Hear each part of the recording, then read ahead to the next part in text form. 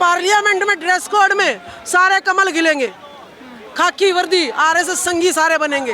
हिटलरशाही आएगी 2024 के बाद। ऋषि सुनक यानी मनुवादी सोच का है और वो आरएसएस का पूरा सपोर्ट कर रहा है कि वसुदेव कुटुंबकम हम कहते तो हैं, लेकिन जो है हमें ये लोग गुलाम बनाते हैं। विकास की बात नहीं, आपको बंधुआ मजदूर बनाने की बात करते हैं मोदी जी।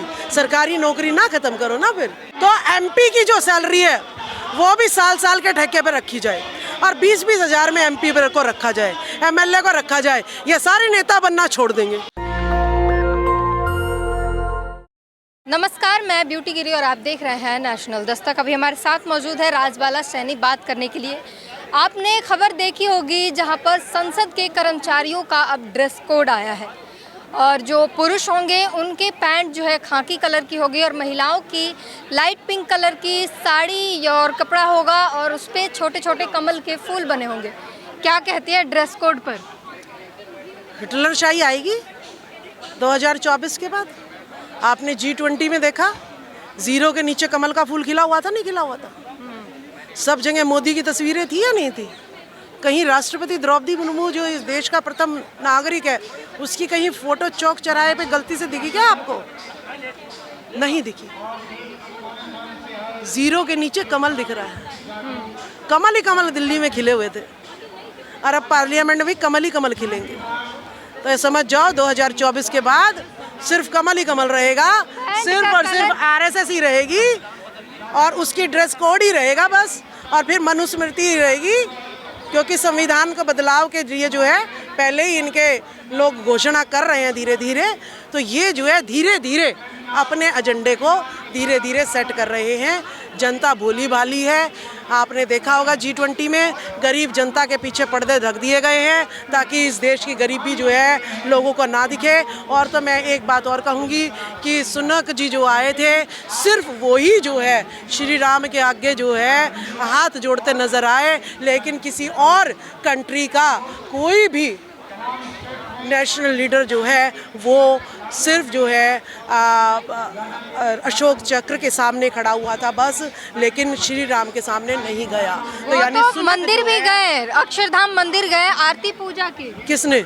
ऋषि सुनक। ऋषि सुनक यानी मनुवादी सोच का है और वो आरएसएस का पूरा सपोर्ट कर रहा है। इसीलिए हमें ऋषि सुनक से भी बचना चाहिए कि एक पढ़ा लिखा प्राइम मिनिस्टर अगर इस तरीके की हरकत करता है तो हमें जो है उस प्राइम मिनिस्टर से खतरा है, क्योंकि हमें यहाँ पर आरएसएस से, बीजेपी से खतरा है। उसी तरीके से हमें ऋषि सुनक से भी पूरा खतरा है। वो दिखा के चला गया। लोग कह रहे हैं कि बताओ, यूके का प्राइम मिनिस्टर जो है भारत आकर भारतीयता दिखाता है, पूजा करता है, जय सिया राम कहता है और भारत के लोग अपने आप को हिंदू नहीं मानते। तो अगर वो भारत का है तो उसने भारत का राष्ट्रीय संविधान ग्रंथ जो है, संविधान, उसके आगे नतमस्तक क्यों नहीं हुआ वो? ठीक है। और भारत में अगर कोई विरासत है तो बौद्ध विरासत है। अगर प्रधानमंत्री मोदी विदेशों में जाके ये ना कहते हो कि मैं बौद्ध की तरह से नहीं आया, राम की तरह से आया हूँ, बौद्ध की से नहीं, तो मैं मानूं। अगर नीता अंबानी ये ना कहती हो कि मैं जो है बुद्ध की लैंड से आई हूँ, वहाँ श्री राम की लैंड क्यों नहीं कहते? तो ऋषि सुनक भी हमारे लिए उतना ही घातक है जितना कि आरएसएस हमारे लिए घातक है। ऋषि सुनक जो है वो अपना व्यक्तित्व दिखा रहे हैं, अपनी पर्सनल लाइफ है उनकी। वो हाथों में कलावा बांधते हैं। वहाँ जब प्रेसिडेंट प्राइम मिनिस्टर बने तब भी उन्होंने नारियल फोड़े, पूजा पाठ किया, तो वो उनका तब से चला आ रहे हैं। हाँ, तो देखिए ये जो है ना इनका सिस्टम है, हर जगह अपना खड़ा है सिस्टम।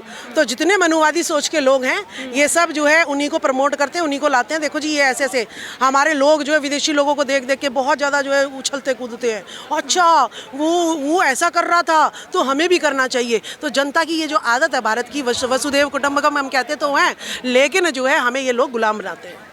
ठीक है ना? तो हमें ऐसे लोगों से बचना चाहिए। मैं स्पष्ट रूप का मोटिव है one earth, one future, one family, one future. ये जो वसुदेव कुटुंबकम है, ये जो है गौतम बुद्ध का जो है विचारधारा है। ठीक है, ये तो टुकड़े कर दे, जिसने भारत के टुकड़े कर दिए, जिसने जो है भारत की जनता को 4 वर्गों में बांट दिया, 4 मंजिला इमारत खड़ी कर दी। ये समानतावादी बातें करते हैं क्या? ये विषमतावादी बातें करते हैं। ठीक है, तो इनसे हमें बराबर का खतरा है और ऐसे लोगों से हमें लगातार बचना चाहिए।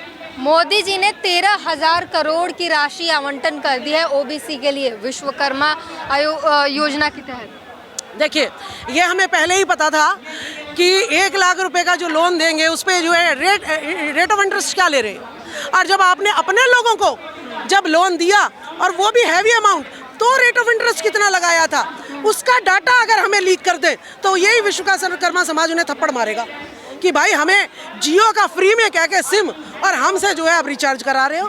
तो इसी तरीके से ये योजनाएं सिर्फ और सिर्फ ओबीसी समाज बहुत ज़्यादा जागृत हो रहा है, इसकी जनगणना भी जो है मोदी जो है करवा नहीं रहे हैं, तो यानी जनगणना करानी नहीं और इसको जो है अपनी तरफ वापस लेके आना है। जातिवाद खत्म करना चाहते हैं ओबीसी नहीं, ओबीसी के 2 फाड़ करने हैं उसने, BCA और BCB, इन्होंने टुकड़े फूट डालो राज करो, इनका कंसेप्ट रहा है। ठीक है, 6743 जातियों में पहले भी बांटा हुआ था और अब भी ये इकट्ठा हो रही हैं, तो अब नए नए मुद्दे लेके आते हैं ताकि ये जो है दोबारा बीजेपी की तरफ चले जाओ बीजेपी की तरफ। जिस तरीके से G20 में सारे जीरो के नीचे कमल उग रहा है, पार्लियामेंट में ड्रेस कोड में सारे कमल खिलेंगे, खाकी वर्दी RSS संगी सारे बनेंगे। ठीक है, इसी तरीके से आपको मनुस्मृति लागू होगी, 50% महिलाओं को पढ़ने का अधिकार छीन लिया जाएगा और जो शूद्र हैं उन्हें सिर्फ और सिर्फ न्यू एजुकेशन पॉलिसी के तहत दोबारा मजदूर, सफाई कर्मचारी, रेडी, ये सब जो है बनाए जाएगी और इन पर मनुस्मृति लागू हो रहे हैं। मनुस्मृति जला दी गई थी और संविधान से चल रहे थे। हाँ, तभी तो ठेकेदारी प्रथा आ रही है, तभी तो सरकारी संस्थान बदले जा रहे हैं, तभी तो चिराग योजना जैसी घातक योजनाएं हमारे ऊपर आ रही हैं। तो ये चिराग योजना क्या है? ये चिराग योजना ये मनुस्मृति योजना है जो सरकारी तंत्र को खत्म कर रही है और मनुस्मृति को लागू कर रही है। ये सारी उसी का सीधा कह के कौन आता है? जो षड्यंत्रकारी होता है, जो चोर सीधा बता के थोड़ी ना आएगा कि मैं तेरे घर में चोरी करना आ रहा हूँ, वो षड्यंत्र रचता है और षड्यंत्र के तहत मीठा बोलकर और लुभावने वादे कर और जो है ठगी कर लेते हैं। आप कहते हैं जी ऑनलाइन हमने मंगाया था सामान लेकिन हमारे साथ ठगी हो गई, तो जब मंगाते हैं सामान तब तो बड़ी मीठी मीठी बातें करते हैं, लेकिन जब सामान बदलवाना होता तो कोई फ़ोन भी नहीं उठाता। तो ये मनुस्मृति 4100 करोड़ लगाकर दिल्ली को चमका दिया मोदी ने। अब थोड़े दिन में वो पर्दे गिर जाएंगे। आपने प्रगति मैदान में देखा भी होगा बारिश में क्या सीन था, ना पानी का बहाव ही नहीं निकल रहा था। तो कुछ दिन में आपको नज़र आ जाएगा उस एरिया के जो पर्दे लगे हुए थे वो पर्दे हट गए हैं और दोबारा से गरीबी उजागर हो जाएगी। लेकिन जितनी खूबसूरत दिल्ली को सजाया गया है, पहले कभी हुआ था? G20 के लिए इतना खर्चा किया गया, सजा दिया गया, जगह जगह गमले लगे, अपने लोगों को इंटरनेशनल बिजनेस से जोड़ने के लिए अंबानी, अडानी, टाटा, बिरला जितने पूंजीपति हैं उनको फ़ायदा देने के लिए तो भाई ये सारा काम किया ही है। और ये कौन सा उनके पसीने की कमाई है? ये तुम जैसे जो है, हम जैसे जो है शूद्रों के, कमेरे वर्ग की पसीने की कमाई है। और इस कमाई को अपना बिजनेस चमकाने के लिए, अपनी पार्टी का प्रचार करने के लिए मोदी जितना इस्तेमाल कर सकते हैं वो तो उनका राइट है हमारा शोषण करना। मनुस्मृति कहती है तो हमें कमाने का अधिकार है, उनको खर्च करने का अधिकार है। तो वो कहाँ मनुस्मृति? ये मनुस्मृति तो और क्या है? अगर मनुस्मृति ना होती तो सरकारी स्कूल यहाँ पर खुलते, सरकारी कॉलेज यहाँ पर और खुलते, सरकारी हॉस्पिटल यहाँ पर और खुलते, प्राइवेटाइजेशन यहाँ से खत्म हो जाता। तो ये हमारे लिए सरकार नहीं है, ये पूंजीवादियों और मनुवादियों के लिए मोदी सरकार की सफलता की सब बधाई दे रहे हैं। देखिए, पहले अंग्रेज भी इन्होंने ही बुलाए थे, मुगल भी इन्होंने ही बुलाए थे। ठीक है, इस देश को लूटने के लिए ये तो कहते हैं जी ऐसा है, हमने शिक्षा हटा दी है, चिंता मत करो, बाहर जो है इतना यूथ नहीं है जितना भारत में यूथ है जी। आपको ठेके पे हम 12-12 घंटे की नौकरी के लिए कर्मचारी की बात करते हैं मोदी जी। विकास की बात नहीं, आपको बंधुआ मजदूर बनाने की बात करते हैं मोदी जी। सरकारी नौकरी ना खत्म करो ना, फिर प्राइवेट मत बनाओ, सरकारी आप को बढ़ावा दे रहे हैं। तो MP की जो सैलरी है वो भी साल के ठेके पे रखी जाए और 20-20 हज़ार में MP को रखा जाए, MLA को रखा जाए। ये सारे नेता बनना छोड़ देंगे, सारे नेता बनना छोड़ देंगे। पहले अपनी ठेकेदारी करो, ठीक है। एक साल में। तमाम मुद्दों पर बात की हमने। राजबाला सैनी ने मुखर होकर हर बात का जवाब दिया है। पूरी बातचीत पर अपनी प्रतिक्रिया जरूर दीजिए। कैमरामैन आशीष के साथ ब्यूटी गिरी, नेशनल दस्तक। नेशनल दस्तक की आपसे गुजारिश है कि अगर इसको बचाना चाहते हैं तो नेशनल दस्तक को सब्सक्राइब करने के लिए रेड कलर के सब्सक्राइब बटन को दबाएं, फिर बेल आइकन की घंटी दबाएं। नेशनल दस्तक को बचाने के लिए बहुत जरूरी है कि हर खबर को शेयर करें, लाइक करें, कमेंट जरूर करें।